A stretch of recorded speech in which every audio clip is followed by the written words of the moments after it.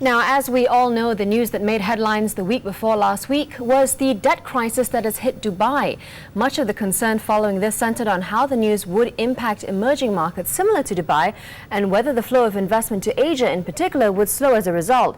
So was the concern warranted after all? Well, to answer this question, we have here with us in the studio Cheng Hooi, Technical Chartist and Head of Equity Research at Maybank Investment Bank. Welcome back, Cheng Hooi. Hi. Good to have you on the show. Thank you. Okay, now let's kick things off by asking you now, after all the concern over what's been going on in Dubai, how did the debacle actually affect the markets last week? Well, initially on Monday there was some downside towards 1248, but by the weekend we were at 1270 close. So literally week on week it was not changed. Initial knee-jerk reaction and that was it. I think local buying just swept the market up after that. So in terms of world markets, on Wall Street, how was things doing there? On Wall Street actually was fine. There was also similarly downside initially, and then subsequently the market went up. On the Dubai as well as the UAE index, what happened was I think on the second and third they were on a holiday there. So you saw 2 days worth of downside and trading stopped, as you can look at the charts there.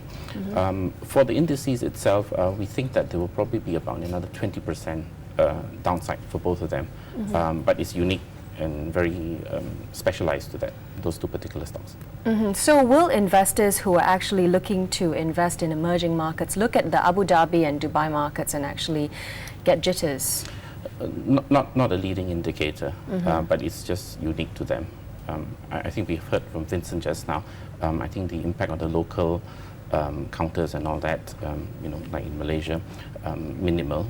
On the banks itself or the financial stocks here that are exposed to Dubai, whether bonds or whatever, it's very minimal impact. I think at the very most 1 to 2% on the shareholders' funds, if any at all. Okay, perhaps Dubai Financial Group will probably exit. Bank Islam has about 40% stake there. And there's this thing called Putri Harbour, which Dubai's exposure to property market in Malaysia in the Iskandar region. But that's also at the very initial master planning stage only. Now, many people in the week before last, when the news actually came out, were actually very, very panicked about how this would affect economic recovery in the world in general. Right. Was this concern actually warranted?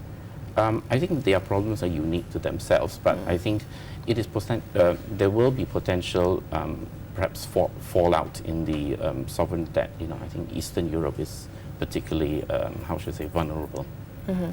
Now, with the Dow Jones in particular as an indicator for how the rest of the world markets are going to experience things, how did the Dow Jones fare specifically, and was there any market supportive news of the turnaround in the last week? Okay, the Dow was about 0.8% up on a week-on-week basis, so I mean they've also recovered from the problems that Dubai caused initially, and the news that was good at the weekend was the unemployment report, which I think the last figure was 10.2% unemployed. It has come down to 10%, and what is deemed as the underemployment figure, which was 17.5, has now declined to 17.2. So that was some bright spark that lifted the Dow at the weekend, the close. And how did Malaysia fare, actually? Malaysia fared literally almost unchanged at 1270. We have the graph there, and it's basically still in an uptrend. A little bit of tiredness has crept into the graph itself.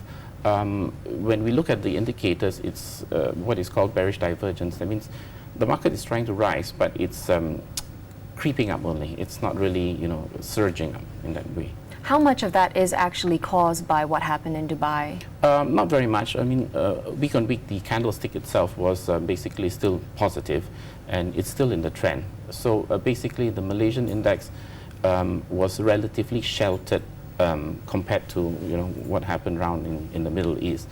This is because of local buying and not so much of the foreigners selling. I think there's little foreign fund present here in Malaysia. Anyway, right? Yeah. Okay. Well, let's just take a quick break. We are taking questions from you viewers. Stockwatch@tv3.com.my is our email address. Please let us know if you have any questions for Cheng Hooi.